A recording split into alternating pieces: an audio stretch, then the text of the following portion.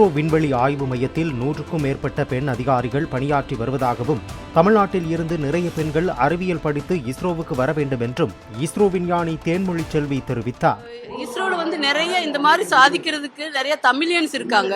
உங்களுக்கு தெரியும், அப்துல் கலாம் அவர் தான் ஃபர்ஸ்ட் ராக்கெட் ஏஎஸ்எல்வியை சக்சஸ்ஃபுல்லாக லான்ச் பண்ணாரு. ஃபர்ஸ்ட் நாங்கள் 400 கிலோமீட்டருக்கு விட்டோம். அப்புறம் 800 கிலோமீட்டருக்கு சேட்டலைட்டை விட்டோம். 36,000 கிலோமீட்டருக்கு கம்யூனிகேஷன் சேட்டலைட் விட்டோம். அப்புறம் 4 lakh கிலோமீட்டர் நிலவுக்கு போனோம். அப்புறம் மார்ஸுக்கு 21 crore கிலோமீட்டருக்கு போனோம். இதுக்கெல்லாம் ஃபர்ஸ்ட் அப்துல் கலாம் தான் ஃபர்ஸ்ட் ஏஎஸ்எல்வி லான்ச் ப்ராஜெக்ட் டைரக்டராக இருந்து சக்ஸஸ்ஃபுல்லாக லான்ச் பண்ணாரு. மயில்சாமி அண்ணாதுரை அவர் நிலவு மென் என்று நம்ம அவர்களை சொல்கிறோம். அவர் தான் ஃபர்ஸ்ட் சந்திராயன் 1க்கு ப்ராஜெக்ட் டைரக்டராக இருந்து சவுத் போல்ல தண்ணி இருக்கும் அப்படின்னு சொல்லி கண்டுபிடிச்சாரு. அதனால தான் சந்திராயன் 3 நாம் போய் இறங்கணும். அதுக்கப்புறம் நிறைய உமன் சயின்டிஸ்ட் இஸ்ரோவில் வேலை பண்ணுறாங்க. இப்போ நான் கூட ப்ராஜெக்ட் டைரக்டர்.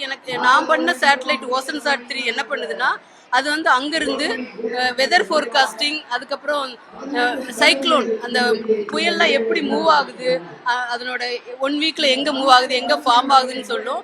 அப்புறம் ஃபிஷிங் ஜோன் கண்டுபிடிக்கும்.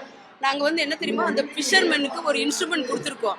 அந்த இன்ஸ்ட்ருமெண்ட்டில் அவங்களுக்கு எந்த இடத்துல ஃபிஷ் இருக்குது, புயல் அவங்க அங்கே போகக்கூடாது, ஏதாவது ஒரு பார்டர் இருக்குன்னா அவங்க அங்கே போகக்கூடாது என்ற எச்சரிக்கையெல்லாம் அந்த இன்ஸ்ட்ருமெண்ட் கொடுக்கும். அதாவது அவங்கவுங்க ஓன் லாங்குவேஜில், தமிழ்நாட்டில் தமிழ் சொல்லுவோம். அதுக்கு ஓசன்சாட் 3 சேட்டலைட் உதவுகிறது. அதற்கு நான் ப்ராஜெக்ட் டைரக்டராக இருக்கிறேன். என் கூட நிறைய பெண்கள் அதிகமாக ஒரு உமன் சயின்டிஸ்ட் இருக்காங்க. நிறைய தமிழ் உமன் சயின்டிஸ்ட்டும் இருக்காங்க. அவங்களாம் நைட்டில் நாங்கள் சம்டைம்ஸ் ப்ராஜெக்ட் மூவ் ஆகும்போது 24/7 வேலை செய்யணும். அப்போ நைட்டில் க்ளீன் ரூமில் கோட் போட்டுட்டு வேலை செய்யணும். அந்த பெண்கள்லாம் அவ்வளோ கோஆப்ரேட்டிவாக இருந்து ஆண்களுக்கு நிகராக வேலை செய்வாங்க. அவங்க குழந்தைகள்லாம் பார்த்துக்கிறதுக்கு அவங்க மாமியார் அவங்க அம்மா வர சொல்லுவாங்க. அது இஸ்ரோவில் ஆப்பர்ச்சுனிட்டி பெண்களுக்கும் ஆண்களுக்கும் ஈக்குவலாக கொடுக்குறாங்க. நிறையா பொசிஷனில் பெண்கள் இருக்காங்க.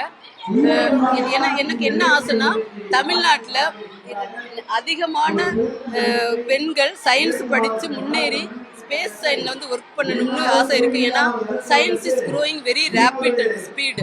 நிறைய ஆப்பர்ச்சுனிட்டி இருக்குது. சயின்ஸ் படித்தா நிறைய முன்னேறலாம். பெண்கள் அதிகமாக சயின்ஸ் படிக்க வேண்டும் என்று நான் கேட்டுக்கொள்கிறேன்.